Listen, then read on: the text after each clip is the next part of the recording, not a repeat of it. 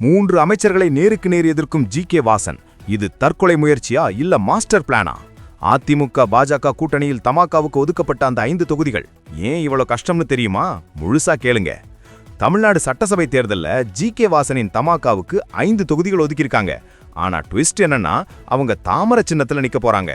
கடந்த முறை இரட்டை இலையில நின்னாங்க, இப்போ தாமரை. ஆனா அவங்க மோத போறது சாதாரண ஆட்கள் கூட இல்ல, திமுகவோட அசைக்க முடியாத 3 கோட்டை அமைச்சர்கள் கூட. ஒட்டஞ்சத்திரத்துல 6 முறை ஜெயிச்ச அமைச்சர் சக்கரபாணி, ஈரோடு மேற்குல அமைச்சர் முத்துசாமி, ராணிப்பேட்டையில அமைச்சர் காந்தின்னு லிஸ்ட் ரொம்ப பெருசு. கும்பகோணம், கிள்ளியூர்னு எல்லாமே திமுக மற்றும் காங்கிரஸோட ஸ்ட்ராங் ஏரியாக்கள். நம்ம ஊரு ஓட்டு யாருக்கு விழப்போகுது? யோசிச்சு பாருங்க. ஒட்டஞ்சத்திரத்துல சக்கரபாணி போன முறை 28,000 ஓட்டு வித்தியாசத்துல ஜெயிச்சவர். கிள்ளியூர்ல காங்கிரஸ் 55,000 ஓட்டு வித்தியாசத்துல மாஸ் காட்டுச்சு. இப்போ அந்த போய் தமாகா தாமரை சின்னத்துல நின்னா மக்கள் ஏத்துப்பாங்களா? இது அதிமுக பாஜக கூட்டணிக்கு அக்னி பரீட்சைன்னே சொல்லலாம்.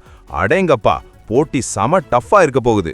இந்த 5 தொகுதிகளோட முடிவு தான் கூட்டணியோட பலத்தை தீர்மானிக்கும். வாசன் இந்த சவாலை ஜெயிப்பாரா இல்லையாங்கிறது மே மாசம் தெரிஞ்சிடும். நீங்க இந்த 5 தொகுதிகள்ல ஒருத்தரா? தமாகா இந்த முறை ஜெயிக்குமா? கமெண்ட்ல சொல்லுங்க. மறக்காம லைக் பண்ணிட்டு ஷேர் பண்ணுங்க, சப்ஸ்கிரைப் பண்ணுங்க நண்பர்களே. அதான் கேக்குறேன்.